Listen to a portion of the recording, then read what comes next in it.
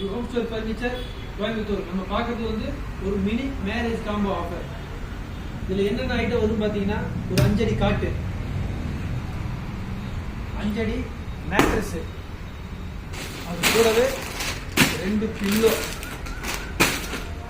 2 door பீரோ, 6 அடியில் 2 door பீரோ, ஒரு dressing table with stool, 3 seater sofa.